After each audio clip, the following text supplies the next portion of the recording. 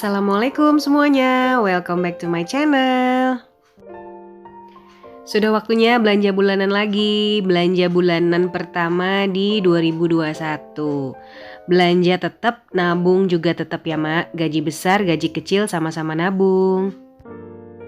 Kekayaan gak ada hubungannya dengan jumlah gaji atau besaran gaji yang kita dapatkan ya mak. Pendapatan besar belum tentu bisa menjadi orang kaya loh jika pengeluarannya itu selalu lebih besar daripada pendapatan yang dimiliki. Tapi pendapatan pas-pasan atau minim sangat bisa juga jadi orang kaya kalau pengeluarannya lebih rendah daripada pendapatan. Kenapa saya bisa ngomong gitu? Saya juga udah membuktikan ya mak, dari zaman dulu Paksu nih bekerja di tempat yang pendapatannya lebih besar dari yang sekarang. Itu dulu saya belum bisa yang namanya mengelola keuangan dibandingkan dengan sekarang yang justru pendapatannya dihitung-hitung lebih rendah ya mak dibandingkan dulu. Ya seandainya aja waktu bisa diulang ya mak. Saya belum kenal dulu yang namanya pos-pos budget, terus sistem amplop, apalagi belanja mingguan, itu belum banget ya mak. Jadi nabung dilakukan di akhir, bukan di awal. Itu salah banget ya mak. Mestinya di awal pada saat pendapatan kita ini baru diterima. Ya mungkin itu adalah proses hidup kami berumah tangga. Apa aja usaha-usaha saya yang masih saya lakukan sampai saat ini, simak terus videonya ya mak. Jadi usaha saya untuk tetap bisa kaya. Aduh ini kaya bahasanya gimana ya mak, maksudnya bukan kayak yang gimana-gimana ya. Kaya dalam arti pintar menabung. Ya saya juga gak pintar-pintar banget ya mak, pokoknya sedikit-sedikit lama-lama menjadi bukit. Itu selalu yang saya lakukan adalah selalu berhemat ya mak. Jadi berhemat ini dalam arti mengubah kebiasaan. Tetap aja konsisten menyimpan uang yang kita miliki itu dibanding membelanjakan yang tidak perlu. Kalau udah biasa berhemat, kita nanti akan biasa hidup juga nih mak, sesuai kemampuan ya mak. Jadi kalau belanja itu selalu membelanjakan uang itu lebih sedikit dari apa yang kita punya, dari apa yang kita hasilkan. Kalau nggak mampu bayar tunai, lebih baik jangan melakukan pembelian ya mak. Biasakan diri juga untuk berbelanja dengan nilai yang lebih rendah daripada penghasilan kita. Jadi misalnya kalau kita memang mampu, sebenarnya kita mampu sih beli barang-barang tersebut ya mak. Tapi bijak aja lah membelanjakan uang demi masa depan kita, demi apa yang sudah kita rencanakan. Biasanya rencana gagal cuma gara-gara godaan-godaan gak penting ya mak. Jadi kita harus belajar juga tuh mengendalikan diri. Punya banyak uang, terutama kita merasa punya banyak uang kalau udah gajian ya mak. Punya banyak uang bukan berarti harus dihabiskan. Jadi jangan menghabiskan uang, semua uang yang kita miliki. Setelah gaji cair langsung bagikan ke dalam amplop-amplop budget.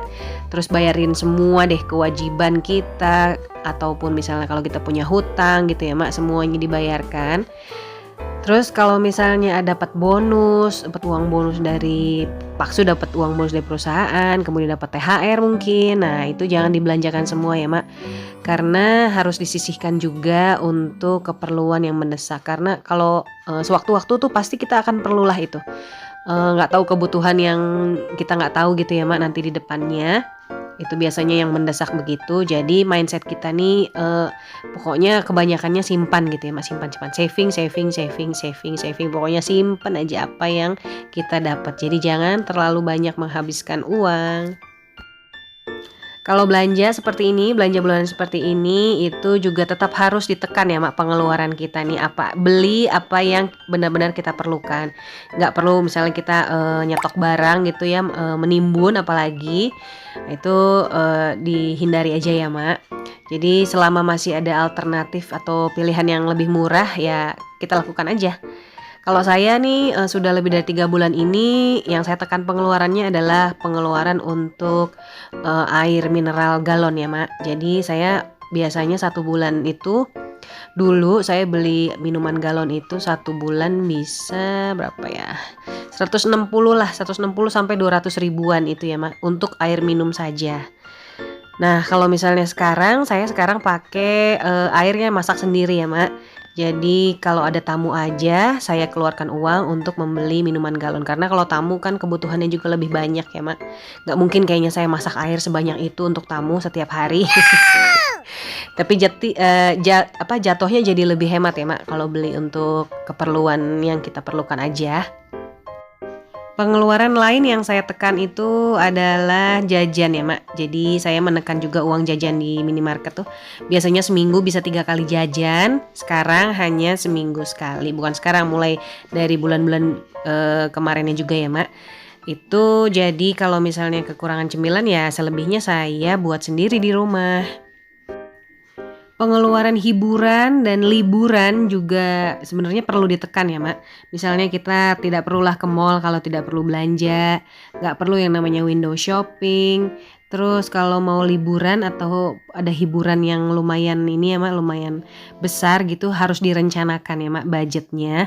Jadi tidak ada tuh yang namanya dadakan. Liburan dadakan itu di keluarga saya tidak ada ya Mak. Semuanya terplanning, semuanya terencana. Hiburan atau liburan pun tidak perlu mahal. Kalau kita kreatif, pasti rasanya akan berbeda. Kita dan anak-anak juga nanti akan punya kenangan tersendiri yang menyenangkan ya Mak untuk diingat. Dan jauhi juga persaingan dalam gaya hidup ya Mak. Pilihlah hidup yang sehat dan gak boros. Pilih hidup sederhana, jadi diri sendiri tanpa meniru orang lain. Karena meniru itu tidak membuat kita bahagia ya Mak. Jadi biasakan hidup sederhana tapi bahagia. Tinggalkan juga kebiasaan membayar dengan kartu ya Mak, kartu kredit, kartu debit. Pokoknya kalau nggak bayar dengan uang cash itu adalah awal boros dimulai. Jadi uang tuh nggak ada sama kita, membuat kita tuh jadi konsumtif gitu ya Mak. Belanja 100.000 non cash itu rasanya enteng banget lah, dibanding dengan kita bayar cash 100.000, rasanya udah banyak banget yang kita keluarin. Jadi rencanakan apa yang mau kita belanjakan supaya kita bisa bawa uang cash. Kemudian setiap bulannya kita evaluasi pengeluaran dengan rutin ya Mak. Misalnya mencatat pengeluaran harian, mingguan, bulanan itu apa aja. Terus kita tandai itu mana pengeluaran yang wajib dan yang tidak wajib. Terus yang tidak wajib kita hilangkan aja ya Mak di bulan berikutnya. Supaya keuangan kita lebih banyak yang kita simpan. Jadi kesimpulannya, kalau gaji kecil aja kita bisa nabung, apalagi dengan gaji besar ya Mak. Semuanya bisa kita lakukan asal dengan niat dan disiplin. Mudah-mudahan kita bisa memenuhi semua rencana kita dan Allah pun memberikan ridhonya pada kita. Amin.